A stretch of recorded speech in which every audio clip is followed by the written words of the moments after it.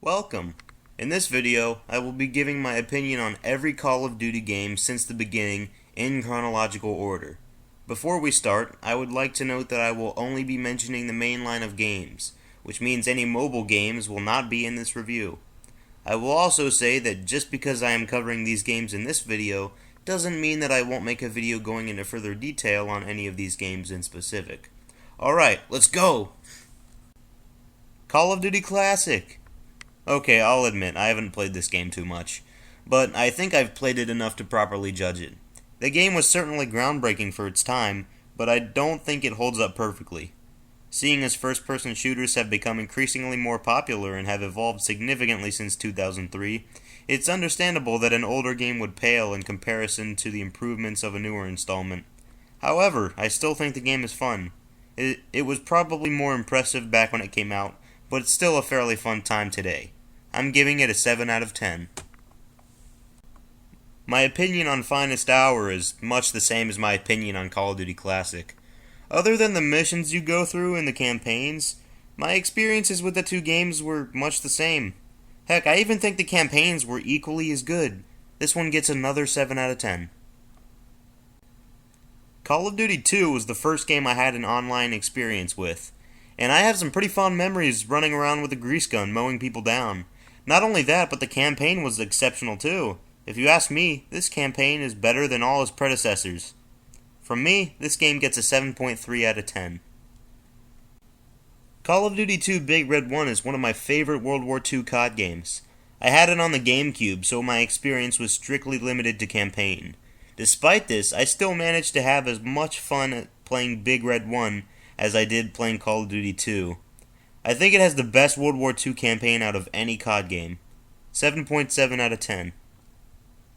Something the older COD games have done that the newer ones have not been able to replicate is making you feel like you are a unit that is part of a larger army composed of similar units.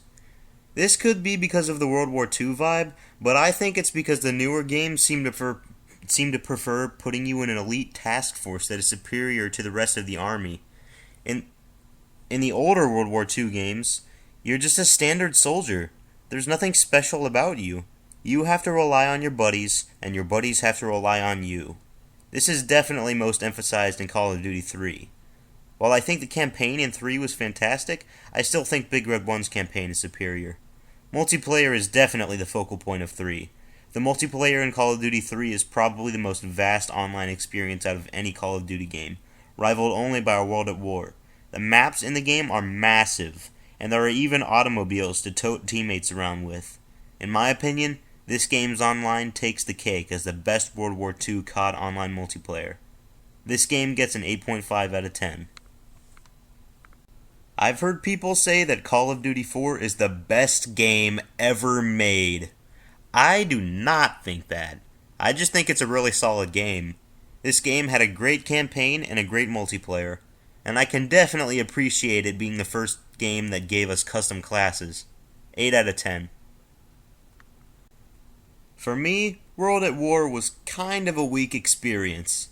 I was kind of tired of World War II at this point, so the campaign didn't seem as adventurous and awesome as it probably felt to newcomers of the COD series. I thought the multiplayer was good, but didn't pack as much of a punch as Call of Duty 3. What made this game for me is zombie mode. Racking up points and scraping by round after round is probably the most fun thing I can think of to do in this game. 7.3 out of 10. I think it's safe to say that Modern Warfare 2 is the definitive Call of Duty. If someone wanted to get introduced to the series, this is probably the game you would direct them to. In my opinion, this game has the best multiplayer out of any COD game, and still maintains a great campaign as well. I'm giving this one a fantastic 9.2 out of 10. Black Ops has the best campaign out of any COD game. It has a better story and more surprising plot twist than any of the other games. It's also got a pretty fun multiplayer. Who doesn't love running around Vietnam with an M16? Though the zombie mode in Black Ops is good, I would prefer zombies in World at War. 7.5 out of 10. Modern Warfare 3 has the worst campaign ever. Well, story-wise anyway. It can still be fun to play, what with all the Hollywood action-filled explosions and such. But the story is freaking non-existent. Here's what it boils down to. Makarov's not dead, so you gotta go kill him and make sure he's dead this time. I can't stay mad at this game though. The multiplayer is so much fun. Where else am I gonna use the MSR? I'm still marking points for that campaign though. 6.6 out of 10. Black Ops 2 was really the first COD game that made the transition to the future, with neat new guns and cool sights and score streaks. And if you ask me, they did a pretty good job. The multiplayer is very fun, and is actually a bit different from other COD games, with the futuristic environments and score streaks. The campaign is particularly weak though. It's not nearly as bad as Modern Warfare 3's campaign, but it pales in comparison to Black Ops 1's campaign.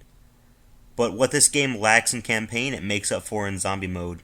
This game has the best zombie mode out of any COD game. Black Ops 2 gets a 7.7 out of 10.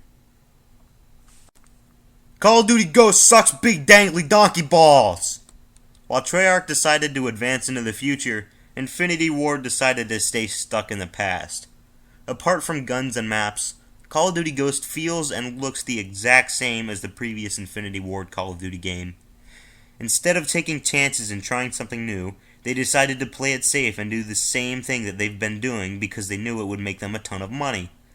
This game came out at a point where Call of Duty campaigns were mostly focused on explosions and fast-paced action, rather than story and characters.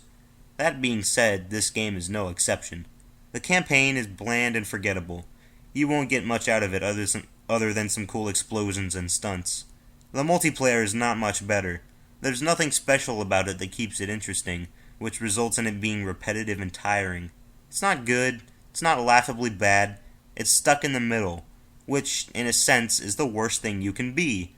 Boringly, painfully average. Ghosts gets a 5 out of 10.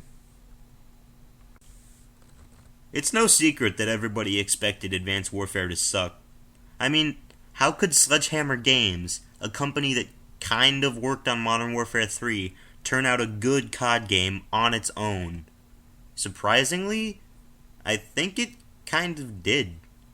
Don't get me wrong, the campaign is bland and forgettable as any of the other recent COD campaigns, but the multiplayer is the best one in a while. Exosuits are a refreshing new addition to multiplayer. The guns and score streaks feel smooth and fluent, and it's really fun to zip around the map with your exosuit, sniping people out of the sky. Oh, and by the way, Activision now knows that its fan base is obsessed with sniper rifles, and has pretty much embraced it. There's a whole game mode dedicated to sniper rifles. Not that anybody uses anything but sniper rifles anyway. 7.3 out of 10. Black Ops 3 is kind of like a mutant crossover between Call of Duty and Team Fortress 2. And I am okay with that. Of course, it still feels like Call of Duty. They would never switch up their formula. But you can't deny that Black Ops 3's 9 classes with individual abilities and characteristics is eerily similar to Team Fortress 2's same use of 9 unique classes. I'm not saying that Black Ops 3 stole from TF2, I'm simply suggesting that one first-person shooter legend was slightly influenced by another. With that out of the way, on to my actual opinion of the game. The game's alright. The classes keep the game interesting for at least a while, and there are some pretty weird, unique guns that can be a fun time. 6.9 out of 10. So that's the video! Those are my thoughts. Do you agree with me? Do you hate me? Tell me in the comments.